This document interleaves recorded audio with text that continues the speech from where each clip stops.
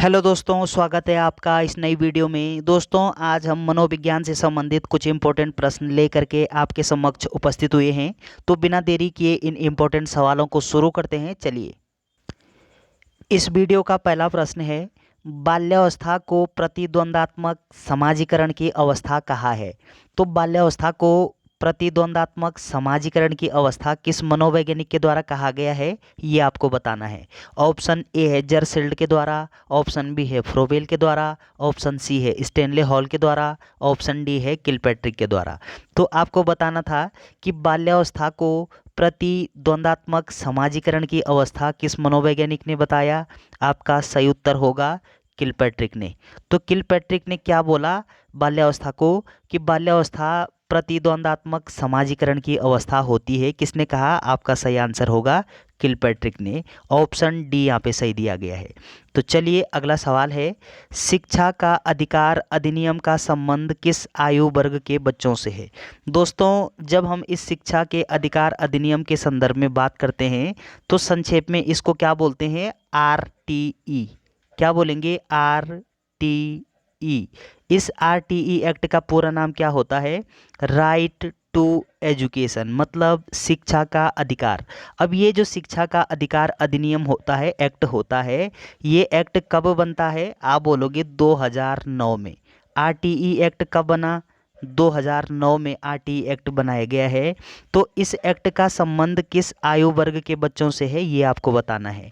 Option A है 0 से 5 वर्ष, ऑप्शन बी है 6 से 11 वर्ष, ऑप्शन सी है 6 से 14 वर्ष, ऑप्शन डी है 14 से 18 वर्ष।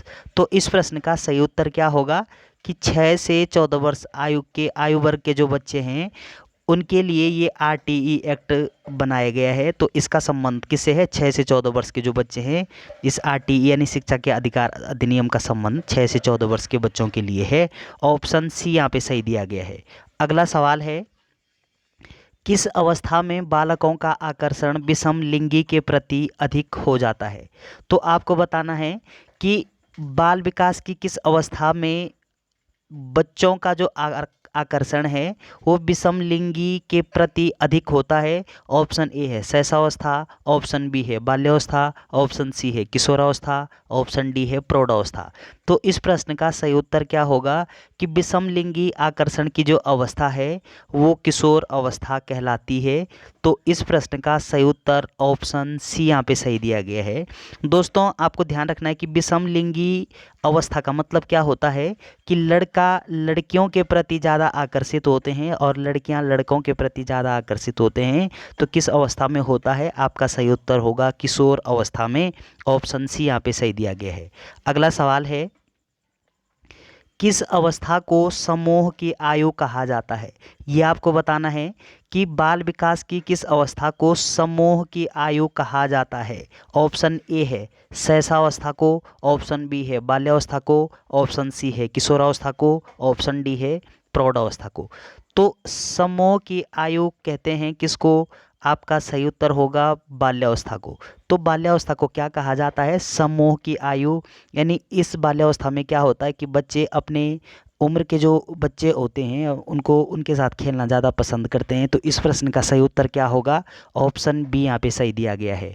अगला प्रश्न है, अभिवृद्धि शब्द का प्रयोग किया जाता है। तो अभिवृद्धि शब्द का प्रयोग किसके लिए किया जाता है, ये आपको बताना है। ऑप्शन ए है शारीरिक अर्थ में, ऑप्शन बी है सामाजिक अर्थ में, ऑप्शन सी है संवेगात्मक अर्थ में, ऑप्शन डी है बौद्धिक अर्थ में। तो अभिवृद्धि जो शब्द है, इस शब्द का प्रयोग किसके लिए किया जाता है, ये आपको बताना है। तो इस प्रश्न का सही उत्तर क्या होगा कि अभिवृद्धि का शाब्दिक अर्थ होता है शारीरिक अर्थ में। मतलब हमारा जो शरीर होता है, शरीर का जब विकास होता है, नहीं शरीर का जो आकार होता है, शरीर के भार में जब वृद्धि होती है तो उसको हम क्या बोलेंगे? अभिवृद्धि। और इस अभिवृद्धि को अंग्रेजी में क्या कहते हैं? ग्रोथ। तो इस प्रश्न का सही उत्तर क्या होगा? ऑप्शन ए यहाँ पे सही दिया गया है। अगला सवाल है, ब्लूम के अनुसार मूल्यांकन प्रक्रिया का संबंध होता है। तो ब्लूम के अनुसार बताना है आपको कि ब्लूम ने क्या बताया था, मूल्यांकन प्रक्रिया का संबंध किससे होता है। ऑप्शन ए है सीखने के अनुभवों से, ऑप्शन बी है मूल्यांकन के साधनों से, ऑप्शन सी है शिक्षण उद्देश्यों से, ऑप्शन डी है उपरोक्त सभी से। तो इस प्रश्न का सही उत्तर क्या होगा? उपरोक्त सभी यहाँ पे सही दिया गया है। ऑप्शन डी यहाँ पे सही दिया गया है। अगला प्रश्न है कि प्रेरणा छात्र में रुचि उत्पन्न करने की कला है, ये कथन किस मनोवैज्ञानिक के द्वारा दिया गया है? ये आपको बताना है कि प्रेरणा छात्र में रुचि उत्पन्न करने की क्या होती है? कला होती है। ये कथन किस मनोवैज्ञानिक ने कहा था? ऑप्शन ए है थॉमसन ने, ऑप्शन बी है गुडविन ने, ऑप्शन सी है क्रो ने, ऑप्शन डी है फ्रेंडरसन ने। तो इस प्रश्न का सही उत्तर क्या होगा कि प्रेरणा छात्रों में रुचि उत्पन्न करने की एक कला होती है, ये कथन थॉमसन के द्वारा कहा गया है। तो इस प्रश्न का सही उत्तर ऑप्शन ए यहाँ पे सही दिया गया है। अगला सवाल है, पाठ योजना से शिक्षकों में कौन सी प्रेरणा जगती है? तो पाठ योजना से शिक्षकों में कौन सी प्रेरणा जगती है? तो इस प्रश्न का सही उत्तर बताना है आपको। ऑप्शन ए है आत्मविश्वास का बोध होता है, ऑप्शन बी है अनुभव प्राप्त होता है, ऑप्शन सी है आत्मसम्मान में वृद्धि होती है, ऑप्शन डी है आत्मनिर्भरता प्राप्त होती है। तो इस प्रश्न का सही उत्तर क्या होगा कि पाठ योजना से शिक्षकों में कौन सी प्रेरणा जगती है? इस प्रश्न का सही उत्तर ऑप्शन ए यहाँ पे सही दिया गया है कि आत्मविश्वास का बोध होता है। कि पाठ्य योजना का निर्माण जब एक शिक्षक कक्षा कक्ष में जाने से पूर्व करता है तो शिक्षक में क्या होता है कि आत्मविश्वास कॉन्फिडेंस जो होता है उसमें वृद्धि होती है।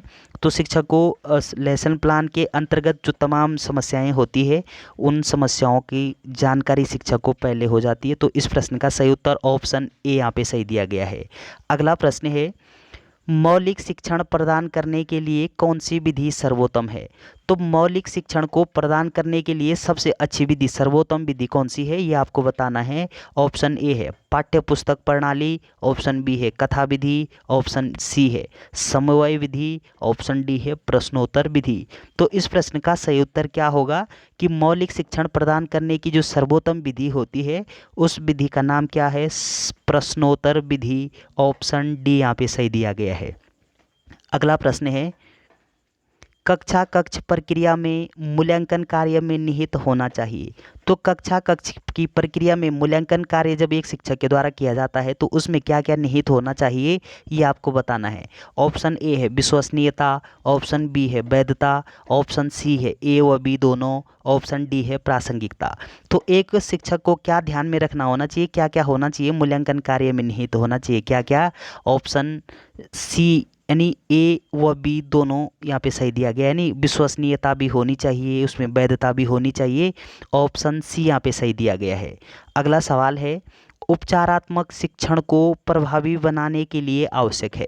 तो उपचारात्मक शिक्षण को प्रभावी बनाने के लिए क्या क्या आवश्यक है ये आपको बताना है। ऑप्शन ए है मूल्यांकन, ऑप्शन बी है शिक्षक का आत्मीय व्यवहार, ऑप्शन सी है ए व बी दोनों, ऑप्शन डी है TLM का प्रयोग। तो इस प्रश्न का सही उत्तर क्या होना चाहिए? ऑप्शन बी ए व बी यहाँ पे सही दोनों सही दिया गया है, ऑप्शन सी यहाँ पे सही दिया गया है। तो चलिए दोस्तों अगला सवाल है कि कुर्ट लेविन द्वारा दिया गया अधिगम सिद्धांत है।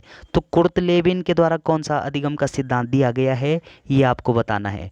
ऑप्शन ए है आवश्यकता अनुक्रम सिद्धांत, ऑप्शन बी है सहसंबंधवाद सिद्धांत, ऑप्शन सी है क्षेत्र सिद्धांत, ऑप्शन डी है कार्यात्मक अनुबंध सिद्धांत। तो इस प्रश्न का सही उत्तर बताना है आपको कि कुर्ट लेविन के द्वारा कौन सा अधिगम का सिद्धांत दिया गया है। आपका सही आंसर होगा क्षेत्र सिद्धांत, और इस क्षेत्र सिद्धांत को हम क्षेत्रीय सिद्धांत के नाम से भी जानते हैं। और ये क्षेत्रीय सिद्धांत किसके द्वारा दिया गया है? आप बोलोगे कुर्ट लेविन के द्वारा। तो इस प्रश्न का सही उत्तर ऑप्शन सी यहाँ पे सही दिया गया है। तो चलिए दोस्तों, वीडियो अगर आपको अच्छी लगती है तो चैनल को सब्सक्राइब करना ना भूलें। Thanks for watching.